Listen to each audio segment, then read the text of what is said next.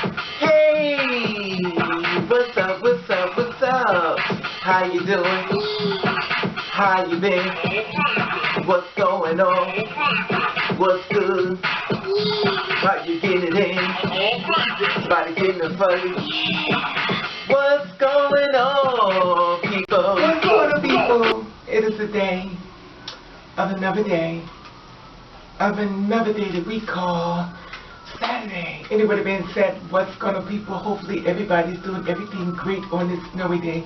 You know, deciding you want to go out and stuff, you know, be safe and stuff. You're going to go out tonight, you know, be safe, because I don't know how long the, you know, the transportation, unless you have your own transportation, but people like me who do not have, you know, transportation to move around and stuff, we have to rely on public transportation.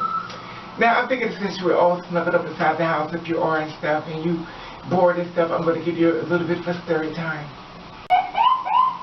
Now, this Story time with Raven. This is about somebody I was dating. I thought it was going to end up being something more, but it wasn't. And he was a Russian. Now, the thing about it is I met him on an app. I don't know if it's an app, but I met him on a website and stuff. And I saw his pictures and stuff, and I was not attracted to him and stuff. And I don't know if I told this story before, you know, a picture gets memory lapse, telling all these stories anyway. So the thing is, I saw him and stuff. He's like, where you going to be at? I said, I'm being in New York and stuff. I was working in New York at the time. And I was working at the bar and stuff, so he went to, he was going to meet me at my bar where I worked at, so I gave him a location and stuff like that. He decided he was going to come meet me. We talked on the phone for a few seconds. I never saw him on camera. I never saw anything. We just talked on the phone for a few seconds. We never even talked on the phone, even before the meeting. He just asked me to, you know, where he was going to be at, so I was like, you know, what the hell, come on and go. I was not attracted to him. I was like, I'm not going to be attracted to him. I don't like the way he looks and his pictures. And he's not cute to me. So anyway, he gets outside and stuff like that. He's like, I'm here. I was like, okay, fine. Let me go out here, you know, meet him. So I walk out, and there's this big white Escalade and stuff. And it's like, I was like, wow, where are you at? He's like, I'm in a white car, sweetie. Where are you? I was like, where? So this big, shiny, like it's clean. It's funny because like all the street cars were like dirty, and it's funny because it's around that time. So all the streets of this car was white, like sparkling. It looked like it did not belong bar. So I'm like, okay. So I walked to the car and I looked inside. I was like, oh my God, he was fine as hell. He looks like, you ever see Melanie Fiona? It Kills Me. He looks like him. I know his name is Spanish, I don't know whatever, but it looks like that. Except he had the body of Arnold Schwarzenegger, you know, the Hulk. So, anyway, so we started talking stuff like that. It was like, oh my God, beautiful. You know, it was like an instant connection. We hung out and stuff like that. He took me home, and then, you know, we left, and, you know, he called me the next day. He was constantly calling me back. I was a little shocked about that. So, we started talking. He said, where you at, sweetie? He kept calling me all the time and stuff, and, you know, checking up on me. I was like, wow, I cannot believe it. So he came to see me again the next week, I think it was next week or the week after, like something like that. Anyway, he showed up at my door. He's like, where you at, sweetie? I said, I'm here. So he came to my door, opened up, he had his yellow shirt, and he was turned the other way. And when he turned around, it was like this big, long stem, 24 red roses, as big as hell. And I'm like, oh my God, you know, is this really happening to me? You know, am I really living my dream? Because I cannot believe I'm not used to this. You know, you're showing up fine as hell, showing flowers, giving me all this love. Anyway, he came over, stuff like that, one day left to another, Anyway. So, I think he started sharing my pictures to his friends and stuff. Now, this is the thing that I learned when it comes down to guys who date girls like us and stuff, which is really sad. Of course, people are going to try to find different things as far as being very negative and stuff. Now, the reason why I had my hair like this is the reason also why I thought about him today, because this is how he always wanted me with my hair. If I wore black hair, he would not show up. He was like, welcome to your hair. I don't want your hair to be black. A lot of men who are Caucasian do not like me in black hair. Oh my God, the arguments, the lectures, they have jumped on me. I can't believe, why are you walking? I mean, it's funny how they don't try to insult you. I mean, you look good in black, but blonde, like, brings you out, like, why do you got on that damn black hair? What is wrong with you? Oh my, and I have to sit there like this. And they just, and it's funny because they don't know about each other. But everybody used to be jumping at my kids about the blonde hair, and I was like, oh, like, I don't want to wear blonde. And to see, okay, let's say some good story. Anyway, so he must have showed my pictures and stuff like that and stuff, and then he was all the way down, I think in Philadelphia and stuff. He said, I'm going to come see you. I said, where you at? He said, in Philly. I said, well, that's kind of far because I'm already out. He said, well, I'm going to be there, stay there. I was like, you're not going to make it here in time. He said, I'm coming to see you, stay there. So anyway, he made it up there in time to come see me and stuff. He came, he grabbed me, kissed me, all in public. Don't give a damn. First, I don't know what was first. Second, I don't know. I keep forgetting. I don't know, but the way he acted, I probably was his first. Because guys act a certain way when you're their first versus when they've been with a ton of girls like you.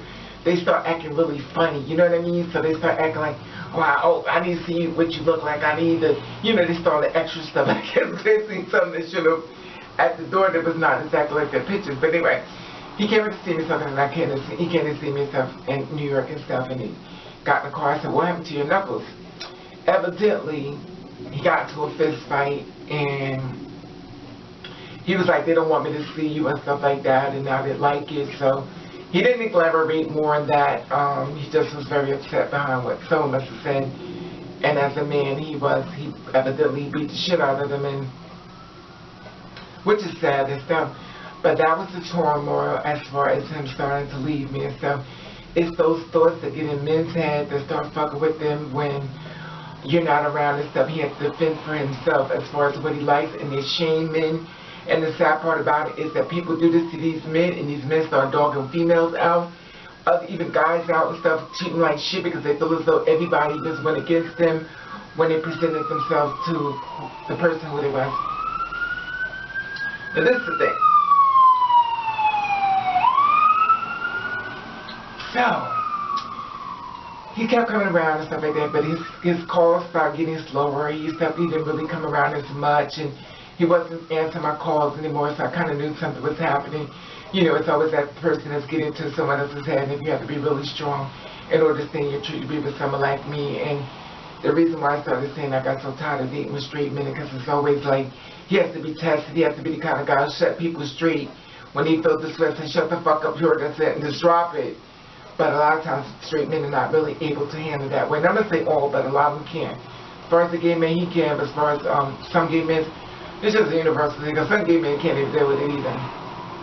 Anyway, and also women can't deal with the fact they love women. And the reason why I know, because I talk to them all. Anyway, so the thing about it is that around this time, around December, he would call my house when it's December. And it's funny because it's like a few months away, and I seen him last December, and he came to this apartment right here, and we ended up falling out. He didn't want to kiss me because he was scared I had AIDS, which I knew, so when it got into his head, he was scared I had diseases. I knew someone got, this is what I mean, this is the shit I'm talking about. He just thought I had diseases, I had AIDS, I had some kind of stuff, and it's funny because he was not that person I first met him, but he started turning against me, and we started arguing a lot, and I was like, you know, why are you acting like this with me? He was like, well, you know, you have a problem with who you are, so if I have a problem with who I am.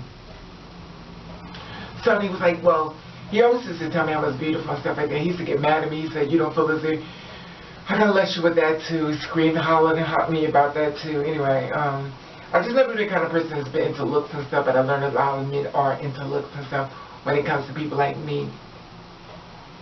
Anyway, so he came over and stuff like that to come to, I guess, reconcile as far as relationship, you know, started over again. He said, get ready, I wanted to wrap the breakfast. I went to the bathroom to get washed up, and he left me. And that's the last time I seen him. And that was 2016. So it's around 2017, which I won't answer my phone, which is when he usually try to call me to see if he can get in contact with me to come pop up and visit me.